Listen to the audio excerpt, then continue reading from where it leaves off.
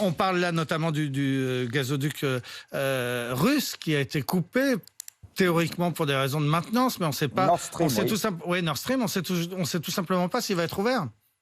Alors, on ne sait pas s'il va être ouvert parce que c'est très difficile de savoir qui dit quoi dans cette partie de poker menteur que nous avons avec les Russes. Ce qui est sûr, c'est que si on se place sur une perspective à plus long terme, les Russes, ils ont un voisin d'un côté qui s'appelle les Européens, un voisin de l'autre qui s'appelle la Chine. Et les nouveaux gisements que les Russes pourraient développer, ils peuvent très bien les connecter à la Chine plutôt que de les connecter à l'Europe. Ce que nous avons en ce moment comme petite bisbille avec Poutine signe probablement des difficultés à disposer du gaz russe.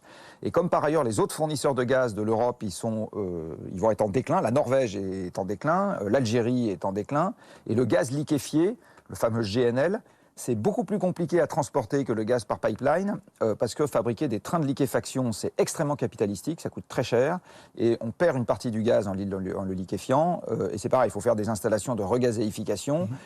Donc ça ne compensera pas le gaz qui nous arrive par tuyau. Et conséquence, qu'est-ce qui peut se passer l'hiver prochain ? Eh ben, alors ça, c'est la bouteille à l'encre. Il peut tout se passer entre on est proche d'un hiver normal et puis parce que le climat est pas trop froid, parce que on a réussi à remplir à peu près correctement les stockages, parce que etc. Jusqu'à on rationne. Et ça peut se passer pour le chauffage, mais il y a des pays dans lesquels ça va aussi se passer pour l'électricité. Par ailleurs, il y a une autre question qui est posée, c'est la solidarité européenne. Les Allemands et les pays d'Europe de l'Est sont beaucoup plus dépendants aujourd'hui du gaz russe que ne l'est la France, mais par contre, la France est très dépendante du gaz norvégien. Et donc, si les pays de l'Est et l'Allemagne ont beaucoup moins de gaz russe, ils vont peut-être pouvoir dire « Ah ben tiens, le gaz norvégien, on va mieux partager, on va en prendre un peu plus. » Et donc, la France, par ricochet, aurait moins de gaz que ce qu'elle peut espérer. Et tout ça, c'est un peu un point d'interrogation. C'est très difficile aujourd'hui de faire un pronostic très assuré. Et il ne faut pas parler que de l'hiver prochain, il faut parler de l'hiver à suivre, qui va être encore plus difficile, etc.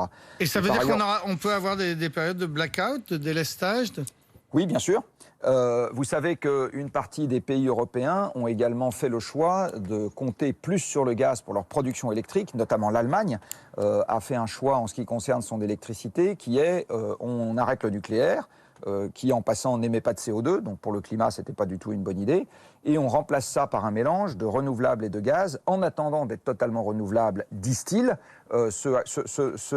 pourquoi beaucoup de gens sont sceptiques, parce que les renouvelables ne sont pas pilotables, il n'y a pas de vent et de soleil tout le temps, et donc il faut leur adjoindre des moyens qui peuvent être utilisés quand il n'y a pas de vent, où il y a moins de vent et moins de soleil. Et ça, les Allemands ont fait le choix que ce soit du gaz.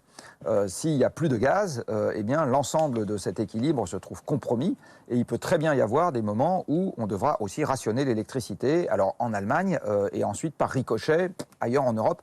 Vous savez, là on est face à une situation qui n'était pas dans les cartons des gens qui ont fait les plans.